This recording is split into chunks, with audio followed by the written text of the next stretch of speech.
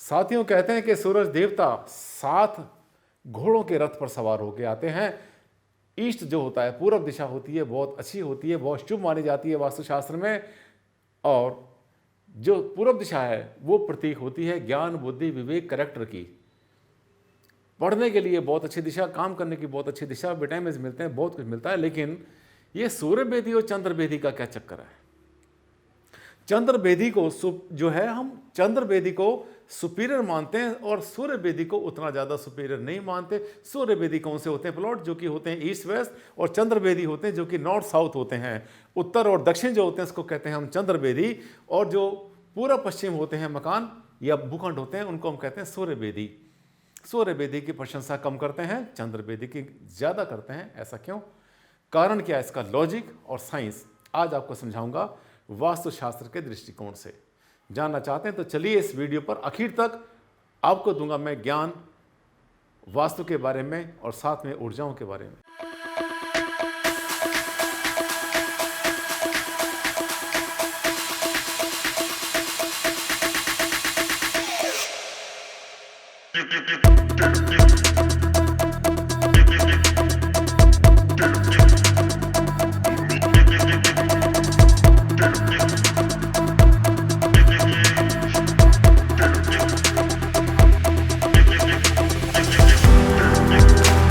नमस्कार साथियों, मैं हूं डॉक्टर आनंद भारद्वाज, आपका जाना पहचाना वास्तु कंसल्टेंट। और आज हम बात कर रहे हैं सूर्य बेदी और चंद्र बेदी, भूखंड के बारे में, भवन के बारे में, मकान के बारे में। आइए हम चर्चा करते हैं कि सूर्य बेदी, चंद्र बेदी होते कौन से हैं, कौन से भवन ऐसे होते हैं, कौन से प्लॉट ऐसे होते हैं जो कि सूर्य बेदी, चंद्र बेदी होते हैं। आइए इसके बारे में हम चर्चा करते हैं। कोई भी भूखंड होगा उसकी कोई ना कोई दिशा तो जरूर होगी साथियों।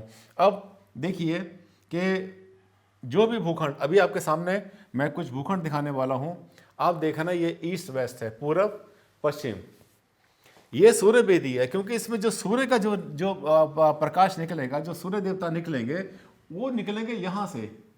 ये देखिए, ईस्ट से सूरज निकलेगा, इसको कहते हैं सूर्य बेदी। क्यों कहते हैं सूर्य बेदी? इसको हम इसलिए कहते हैं कि अगर इस प्लॉट के मान लिया पांव लगे हों, इसमें व्हील लगे हों और ये भागना शुरू कर दे तो जाके सीधा सूरज के अंदर घुस जाएगा।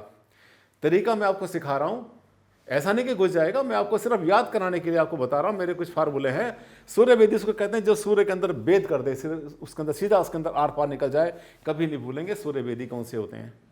दूसरे जो भूखंड होते हैं, इसके अलावा ये सूर्य बेदी के अंदर होता है, ये एक नॉर्मल जो है कंडीशन होती है। इसके अलावा जो इसकी एक विलोम स्थिति भी होती है, जो विलोम स्थिति होती है इसकी, वो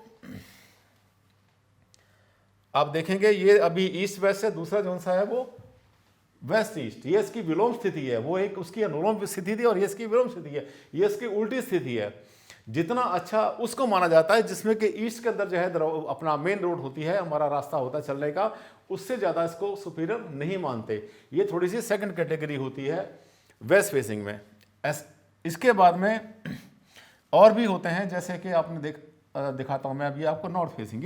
ये चंद्र बेदी है, ये जो आप देख रहे हैं इसकी, ये चंद्र बेदी है। ये चंद्र बेदी क्यों है? क्योंकि ये कूल दिशा है। देखिए ये पूरी की पूरी दिशा जो है, ये दिशा कूल है, ठंडी दिशा है, इसको हम कहते हैं चंद्र बेदी।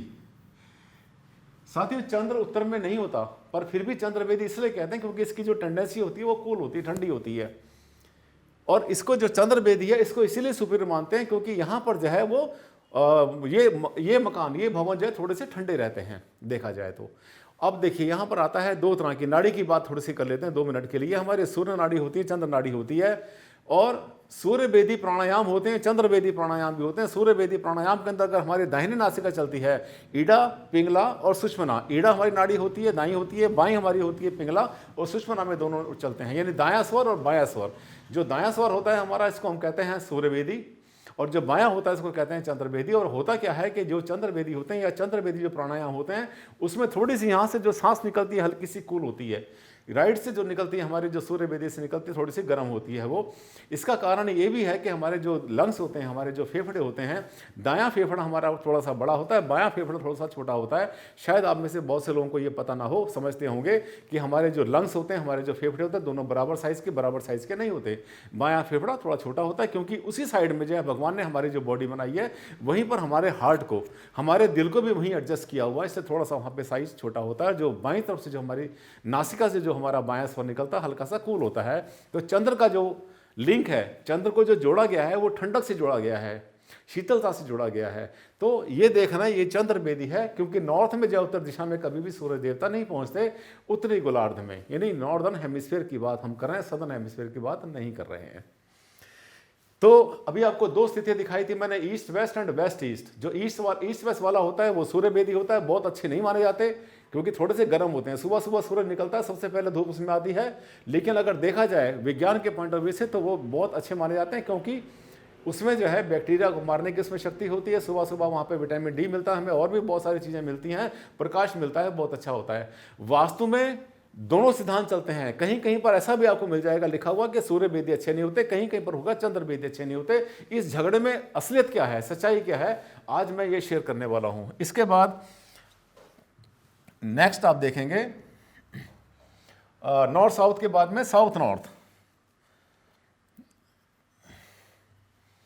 आप ये देख रहे हैं, ये जो है ना ये भी चंद्र बेदी है, ये जो है साउथ नॉर्थ है, बट लेकिन ये इसकी विलोम स्थिति है ये वाली। जो असलियत में अगर हम इसमें कोई रोड हम देखते हैं कि इसमें कोई सड़क जाती है, तो इसमें अगर सड़क यहाँ जाती, नॉर्थ में जाती तो बेटर होता, ये ज़्यादा अच्छा रहता। यहाँ की जो सड़क जा रही है साउथ में जा रही है, इसको बहुत अच्छी कैटेगरी नहीं मानी जाती, क्योंकि साउथ में जब सूरज आएगा तो आने के बाद में तो वहाँ पर थोड़ा सा अपना हीटअप कर देगा। लेकिन फिर भी चंद्र बेदी को अगर हम टेम्परेचर की बात करते हैं, अगर हम तापक्रम की बात करते हैं या कूलनेस की बात करते हैं, तो जो चंद्र बेदी होते हैं, जो नॉर्थ साउथ होते हैं या साउथ नॉर्थ होते हैं, उनको फिर भी थोड़ा सा बेटर कैटेगरी माना जाता है। और ईस्ट वेस्ट जोन से होते हैं ये, इनको उतना अच्छा सूर्य बेदी को नहीं माना जाता।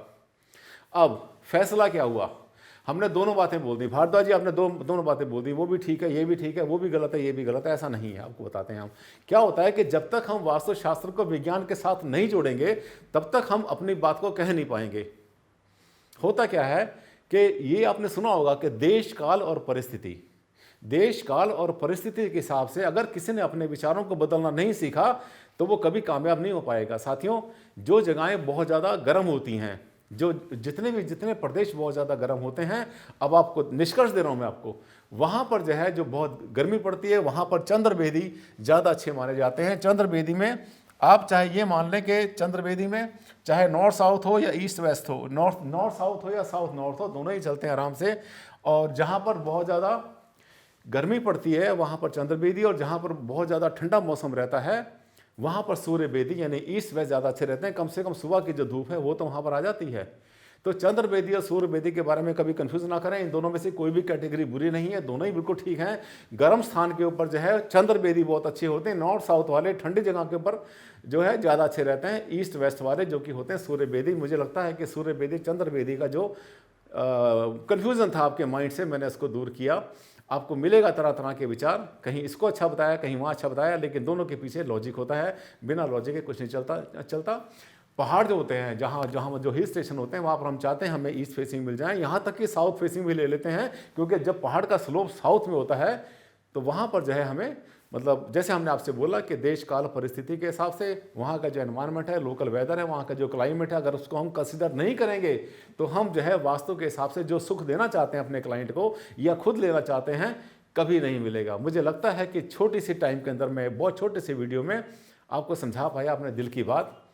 और अगर आपको अच्छा लगा मेरा वीडियो तो आप इसको शेयर करना ना भूलें, इसको लाइक भी करें आप। और अगर आपने मेरे चैनल को सब्सक्राइब नहीं किया था तो ज़रूर कर लेना, क्योंकि एक के बाद एक लाइन लगा के पिछले कई महीने से मेरे वीडियो आ रहे हैं। और मैं ये कहता हूँ कि जिसने मेरे वीडियोस को 2 महीने 3 महीने देख लिया वो बहुत सुंदर भवन बना लेगा, बिना गलती का 100% वास्तु से बना सकता है, ऐसा मुझे लगता है।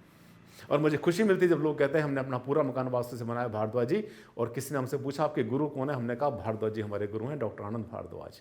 बड़ी खुशी मिलती है। मुझे लगता है कि मैं जो चाहता हूँ मेरा पर्पस पूरा हो रहा है धीरे धीरे, और मैं आपको समझा पा रहा हूँ सब बातें वास्तु की विज्ञान के साथ और साथ में ऑथेंटिसिटी से। अगले वीडियो में फिर से आपसे मुलाकात करता हूँ, एक नया टॉपिक लेकर आऊँगा। तब तक के लिए दें आप मुझे इजाज़त। नमस्कार, धन्यवाद, thank you and take care.